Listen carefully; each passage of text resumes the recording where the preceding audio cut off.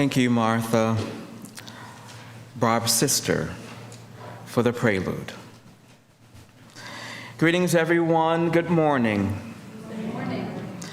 Greetings, everyone here in the sanctuary and those joining us online. Welcome to All Souls Unitarian Universalist Congregation of New London. My name is the Reverend Vertus LeVar Robinson, transitional minister of this congregation, and we are here to mourn the death and celebrate the life of Barbara Yates. As we celebrate Barb, as we called her here at All Souls, we will honor her memory today, first with a tribute from the Connecticut Nurses Honor Guard, led by Donna Augusto.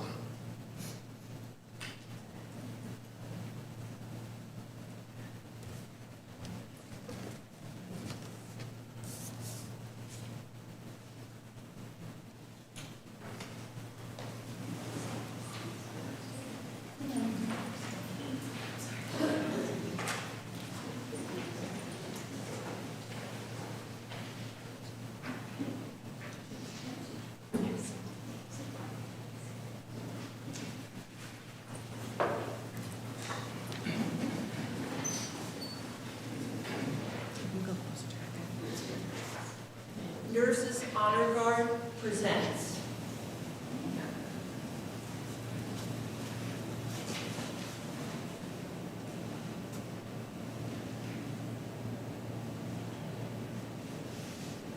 Nightingale Tribute. Nursing is a calling, a lifestyle, a way of living. Nurses here today honor Barbara Yates and her life as a nurse. Barbara Yates will not be remembered by her years as a nurse, but by the difference that she made during those years by stepping into people's lives. By special moments, Barbara was there. When a calming, quiet presence was all that was needed, Barbara was there. In the excitement and miracle of birth, or in the mystery and loss of life, Barbara was there.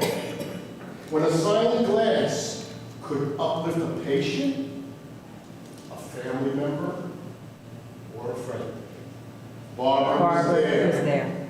At those times when the unexplainable needed to be explained, Barbara was there.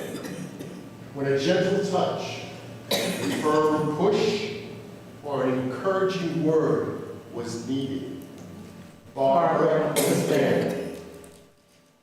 To witness humanity, its beauty in good times and bad without judgment, Barbara was there. To embrace the woes of the world willingly and offer hope, Barbara was there. The next time you are enjoying a walk with your dog at Harkness Park, Barbara is there. And now that it is time to be at the greater one's side, Barbara is there. Barbara, we honor you this day and give you a white rose to symbolize our honor and appreciation for being our colleague. I would like to invite any nurses present to please stand as we do a final roll call.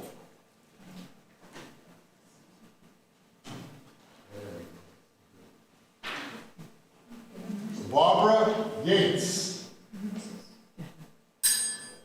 Barbara Yates.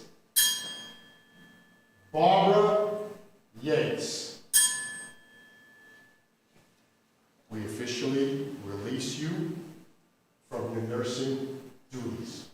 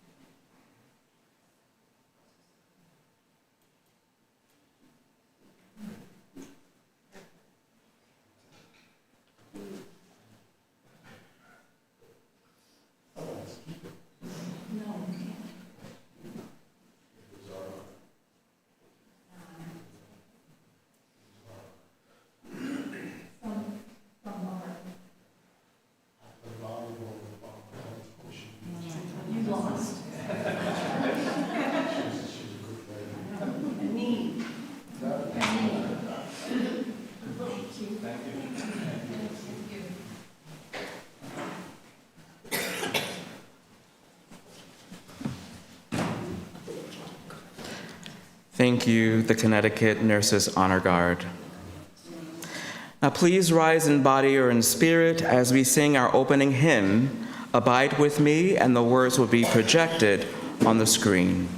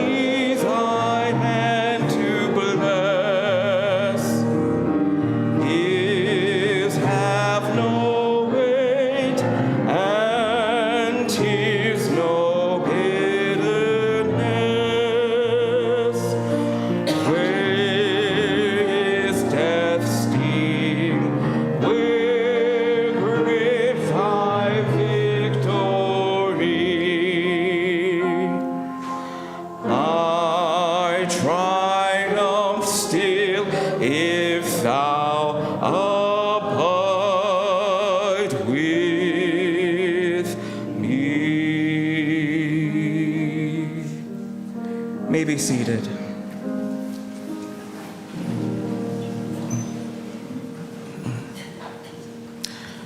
Will the daughters of Barbara Yates come to light our chalice this morning? Jenny and Shannon.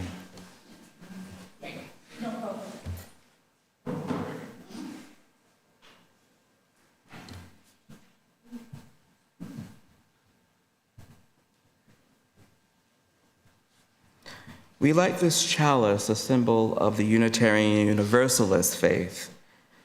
And I will say the words of Christine Robinson.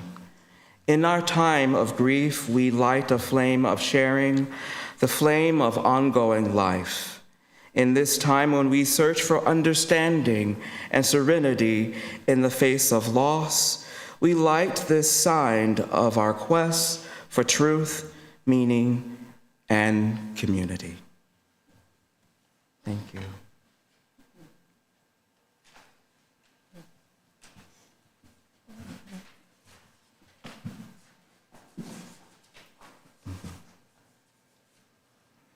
I will now read from the Christian Holy Bible, 1 Corinthians, the 13th chapter, verses 4 through 13. Love is patient. Love is kind. Love is not envious or boastful or arrogant or rude. It does not insist on its own way. It is not irritable or resentful. It does not rejoice in wrongdoing, but rejoices in the truth. It bears all things, believes all things, hopes all things, and endures all things. Love never ends. But as for prophecies, they will come to an end. As for tongues, they will cease. As for knowledge, it will come to an end. For we know only in part, and we prophesy only in part, prophecy only in part. But when the complete comes, the partial will come to an end. When I was a child, I spoke like a child. I thought like a child. I reasoned like a child. When I became an adult, I put an end to childish ways. For now we see in a mirror dimly, but then we see face to face. Now I know only in part, then I will know fully, even as I have been fully known. And now faith, hope, and love abide, these three, and the greatest of these is love. Here ends the reading. And now we will have a eulogy by Barbara's sister, Pamela.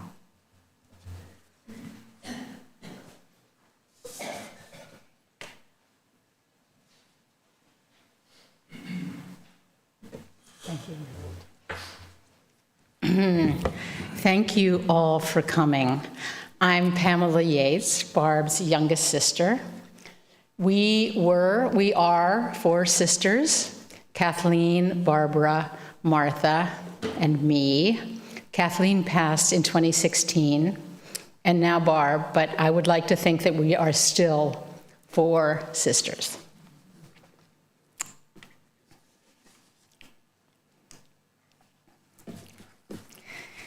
There were definite expectations of Irish American Catholic girls and young women who came of age and were educated in the 1950s and early 60s.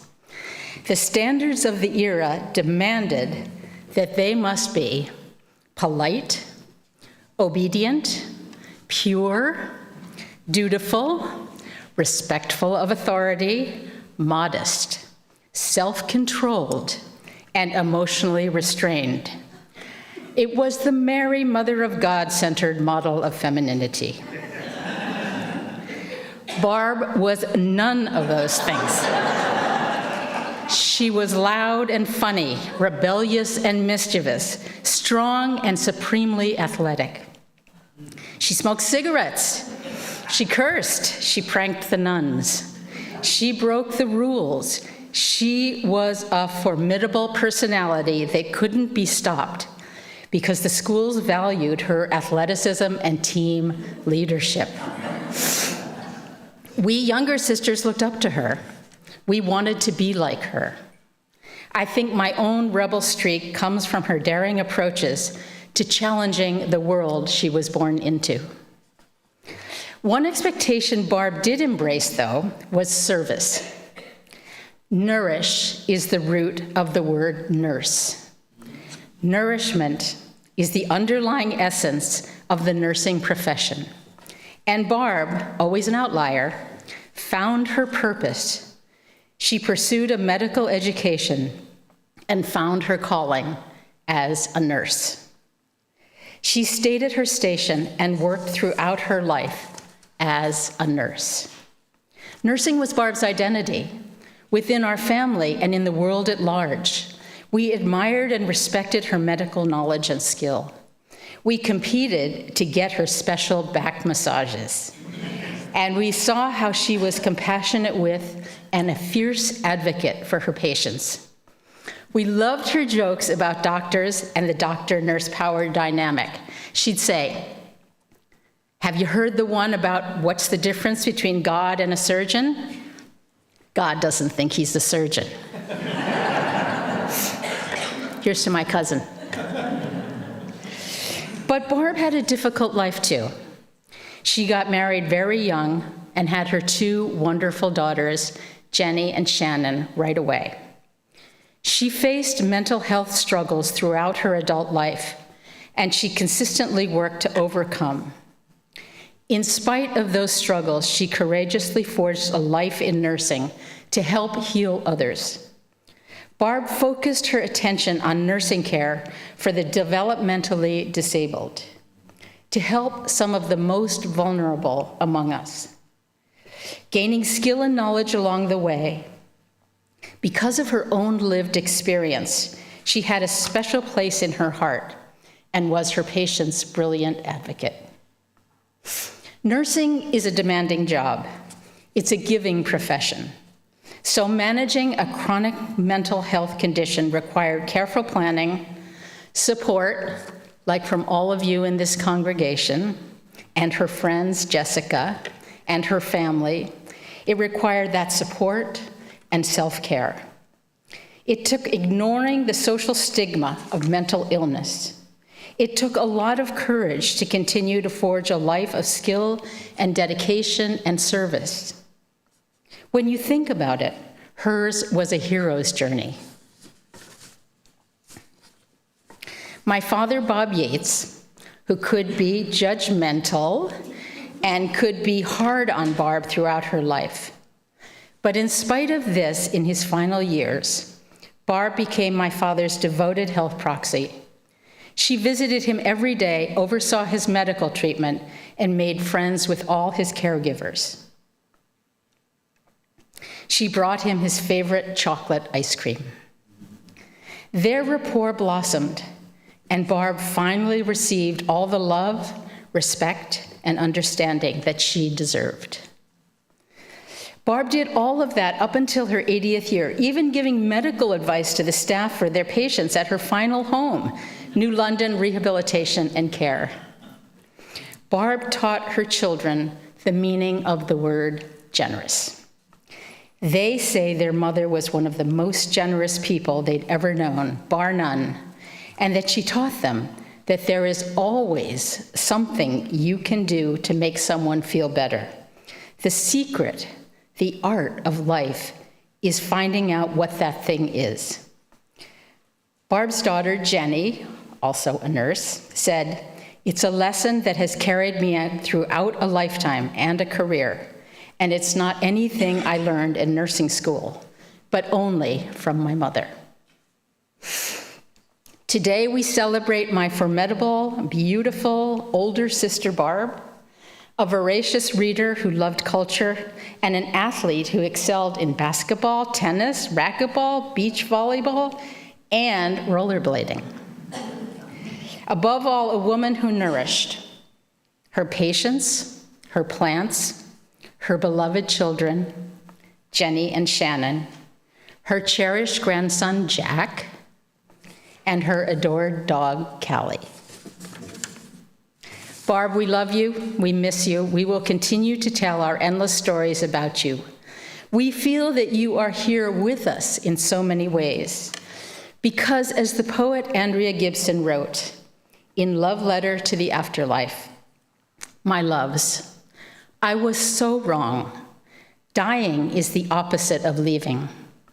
When I left my body, I did not go away. That portal of light was not a portal to elsewhere, but a portal to here. I am more here than I ever was before. I am more with you than I ever could have imagined. So close you look past me when wondering where I am. It's okay. I know that to be human is to be farsighted. But feel me now, walking the chambers of your heart, pressing my palms to the soft walls of your living. Why did no one tell us that to die is to be reincarnated in those we love while they are still alive?" Thank you.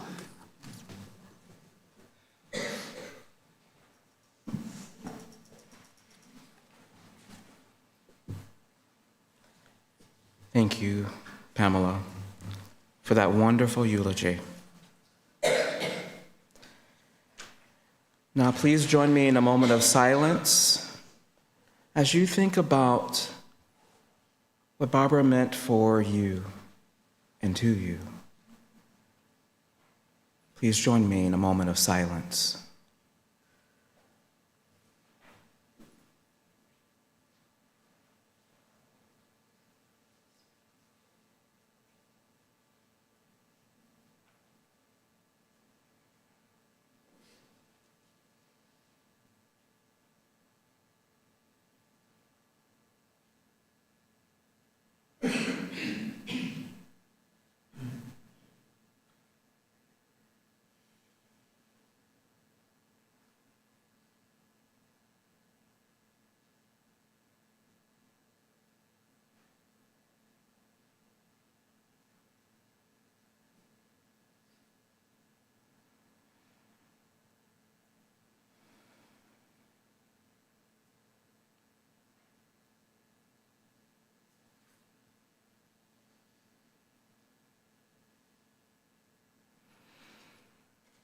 Blessed be.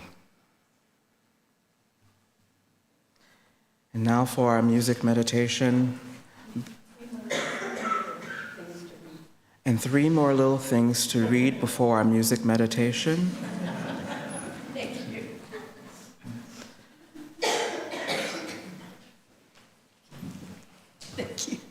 Okay. Just stand here. Yeah, we'll do this. Good morning, all souls in Unity Hall. Good morning, all the souls streaming from YouTube, the Hannahus, the Dartys, the Kellys, maybe a few McGregors. I wrote the exact same thing Pam did to start out. I didn't know. I'm Barb's sister, Martha. We are, or were, we are 4 sisters. This is exactly what Pam wrote. Kathleen, Barb, Martha, Pam. Our sister Kathleen died 9 years ago, and it felt as if a wheel came off the Yates girl car. Now, Barb has died, and I feel that Pam and I are going to have to proceed in a dicey rickshaw. I've been asked to read 3 tributes to Barb. I was chosen because I was deemed the least likely to cry. I'll read the tributes in 1 second, a few seconds, from now, and they are lovely and true. However, I wanted you to know this.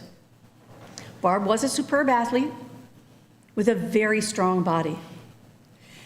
And at dinner time, she used to extend her leg under the dining room table and pinch me with her prehensile toes. Of course, I would scream and I would get in trouble. And now we can do the nice tributes. This is what Shannon wrote. From Shannon. Barb Yates was a great, oh, you want to say? Yeah, you read. Barb Yates was a great mother. Is a great mother. To me and Jenny. And Jenny. And a great sister to Pam and Martha. And a great sister to Pam and Martha. Martha and Pam. And Kathleen. And Kathleen. Barbara Yates. Barbara Yates is a great cook at Factory Chicken Taraka. Good job. Especially I chicken miss you, teriyaki. Mom. Love, Shannon. Love. Yeah, Shannon. Thank you. Go sit down, babes. Okay, excellent. You can go sit. Sit. Nice job. This one's from Jessica. If you can use the mic. Oh, Mike, thank you. Mike. This, I don't do photos. Jessica wrote, I met Barb over 30 years ago when we worked together. My first impression of her was of a vibrant, athletic, and articulate nurse. We bonded over our shared interest in books, travel, and snacks. Her sense of humor was able to diffuse some tense interactions for us at our job. I really enjoyed working with her. We shared our work and mixed it up with fun. She was the epitome of a team player.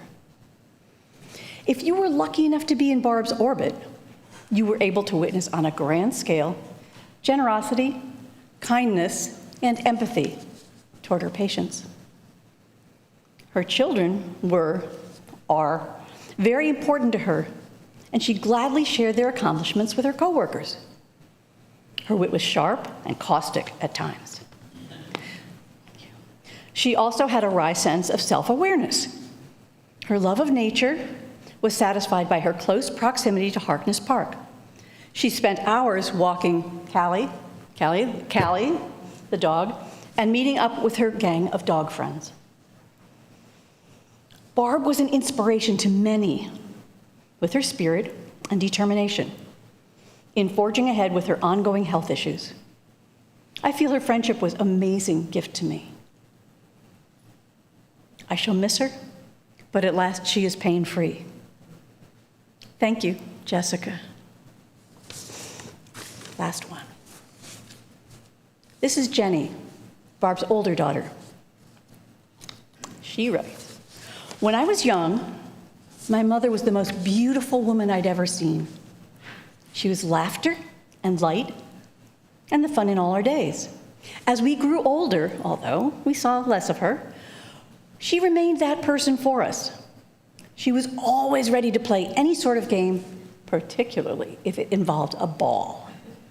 She was incredibly active, a lover of all sports, particularly if they could be done outside in nature.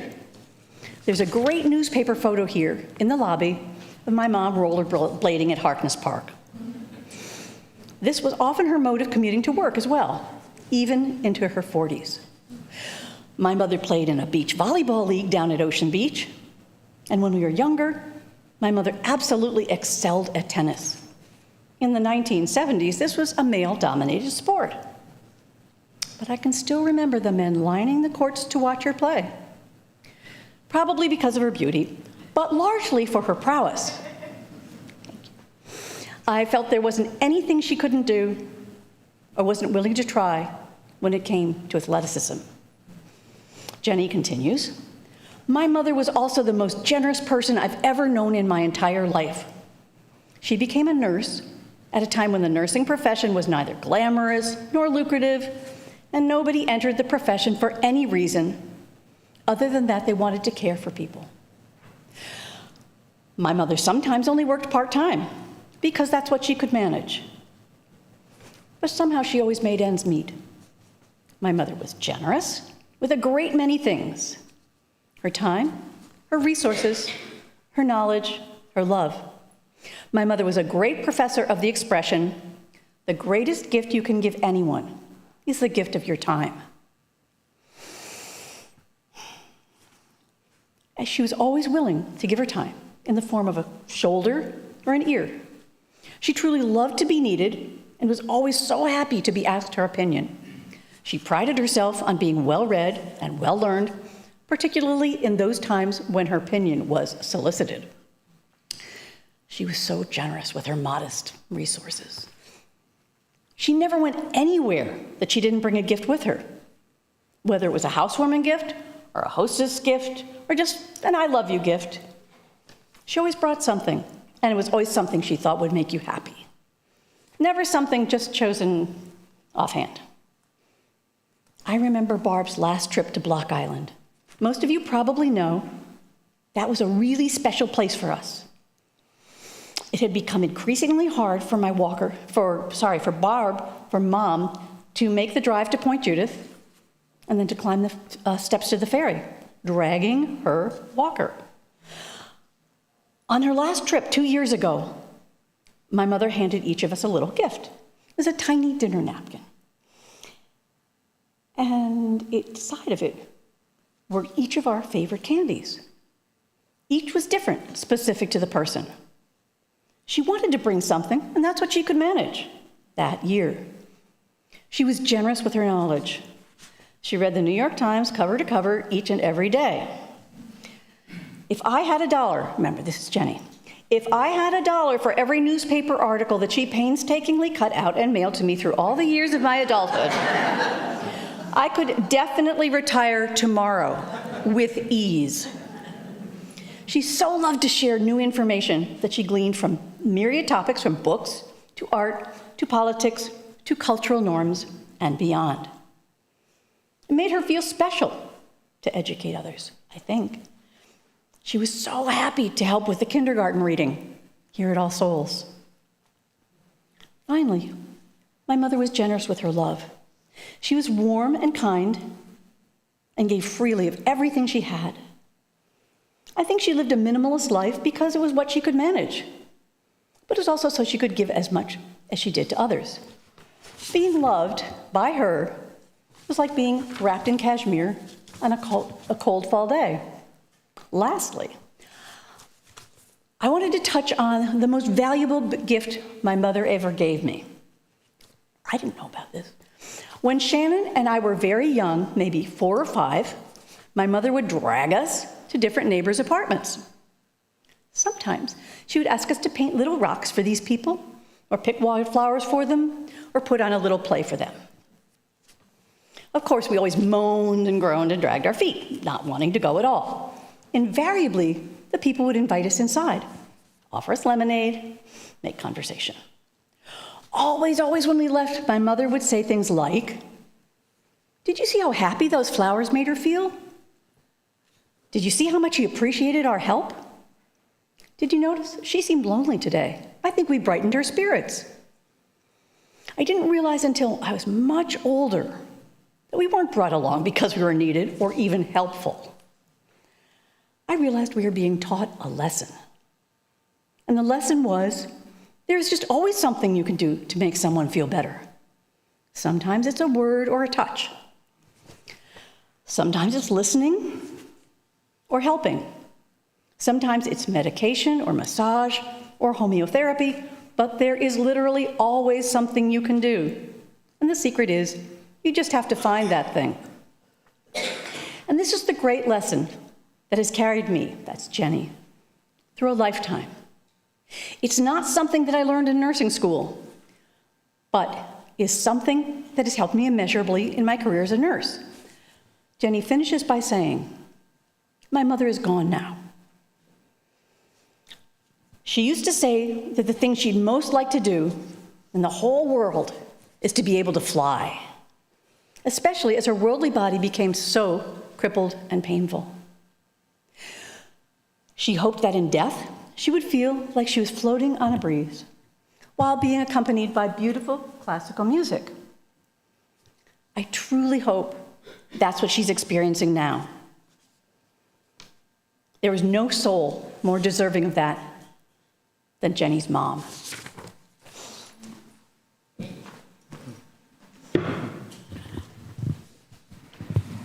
Thank you.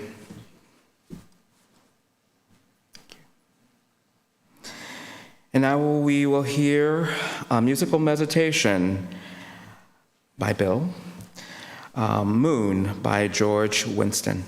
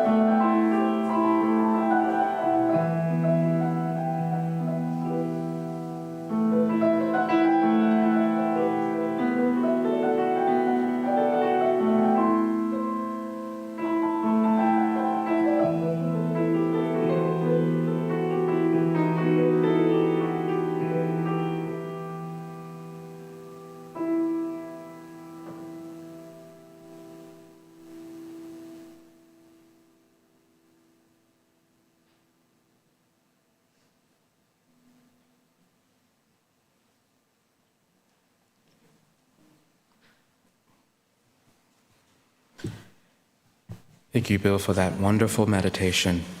Now, please join me in a responsive reading found in the back of the memory card. We remember. And I will begin, and you will read what is in bold. We remember. In the rising of the sun and in the going down, we remember her.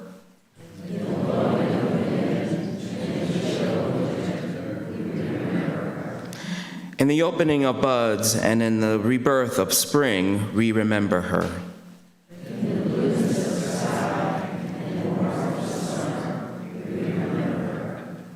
In the rustling of leaves and in the beauty of autumn, we remember her.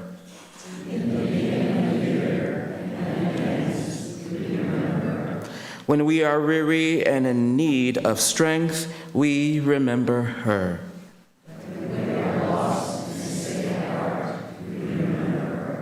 When we have joys we yearn to share, we remember her. All together. So long as we live, she too shall live, for she is now a part of us as we remember her. Amen. Now please join me in singing with uplifted voices, "Hush, somebody's calling my name." And the lyrics will be on the screen. Please rise in body or spirit.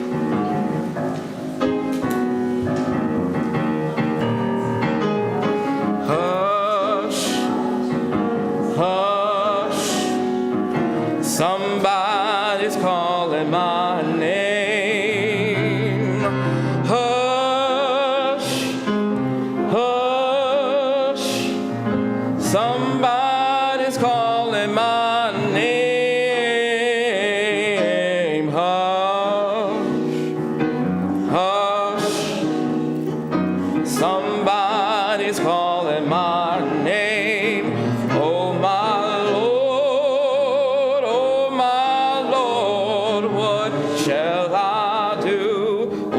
shall I do? Sounds like freedom. Sounds like freedom. Somebody's calling my name. Sounds like freedom. Somebody's calling my name. Sounds like freedom. Somebody's calling my name. Oh my Lord, what shall I do? What shall I do? Sounds like justice. Sounds like justice. Somebody's calling my name. Sounds like justice. Somebody's calling my name. Sounds like justice. Somebody's calling my name. Oh my Lord, what shall I do? What shall I do? You may be seated. We will now extinguish our chalice, but before we do this, let us acknowledge that we will not know, that we cannot extinguish the love that we have for Barb, or the memories that we have of her, the memories that we will carry forward. Her family, this congregation, and many other lives have benefited so much for Barb being part of us. We extinguish this flame, but not the memory of Barbara Yates. Let it shine on. Amen, and blessed be.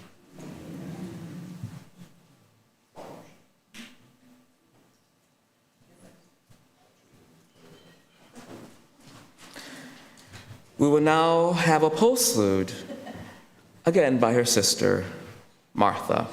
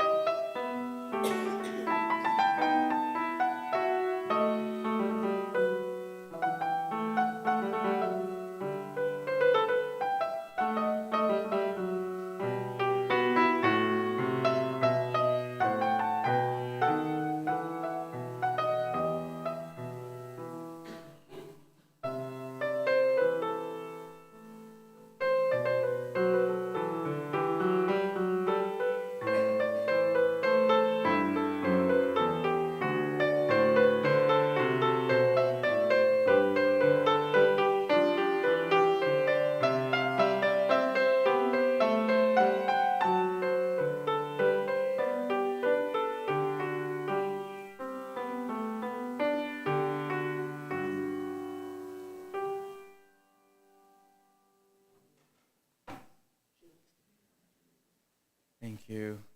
Now please join us for a reception in the community room. Our service has ended.